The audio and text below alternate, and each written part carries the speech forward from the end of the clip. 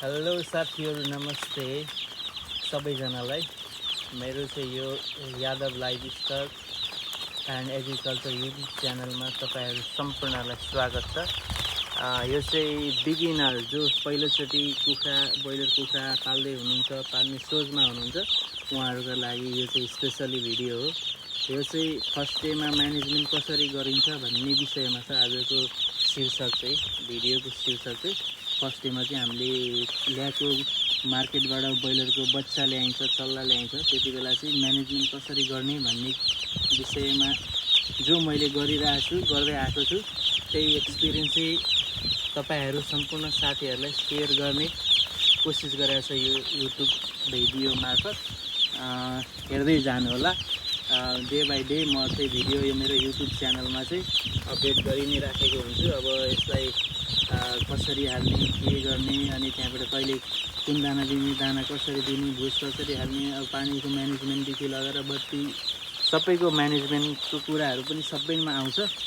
त्यसैले चाहिँ मेरो युट्युब च्यानलमा बनिरहनु होला है त भन्दै आजको भिडियो सुरु गर्न गइरहेको छु। आज चाहिँ मैले फर्स्ट डे चल्ला हालेँ र म तपाईलाई एकचोटि म सरसर्ती कसरी चाहिँ हामीले ब्रोइलर कुखुरा हाल्नुभन्दा पहिला के गर्नुपर्छ भन्ने कुरा चाहिँ म पोइन्ट बाई पोइन्ट नै भन्नेछु। त्यो वानको चल्लाको लागि म्यानेजमेन्ट चाहिँ हामीले यसरी गर्दैछौँ। अब पहिला भुस बिछ्याएर त्यसमाथि चाहिँ नि यो न्युज पेपरहरू हालेर अनि त्यसपछि चाहिँ चल्ला छोडिदिन्छौँ। स्टेप बाई स्टेप काम भइरहेछ, यहाँ देख्न सक्नुहुन्छ। त्यो फर्स्ट स्टेप सकियो।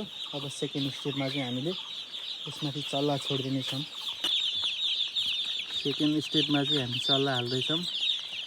यसरी वान बाई वान गरेर हालिनुपर्छ, किनभने यिनीहरूलाई चाहिँ एकदमै केयर गर्नुपर्छ।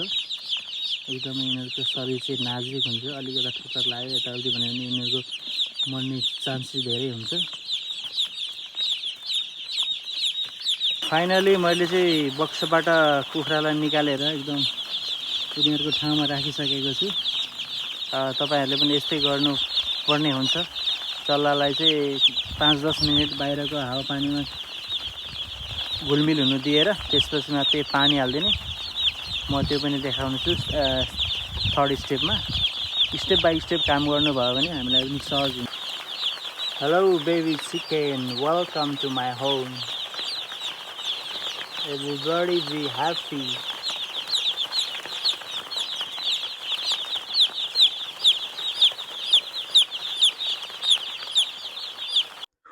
पोल्ट्री र एग्रिकल्चर सम्बन्धित जानकारीमूलक भिडियो लिएर तपाईहरु सामु सधैँ नै आउने छु। त्यसको लागि साथीहरु सबैजनाले मेरो युट्युब च्यानललाई यादव लाइभस्टक एग्रिकल्चर युट्युब च्यानललाई लाइक, शेयर र सब्स्क्राइब गरिदिनु होला। धन्यवाद।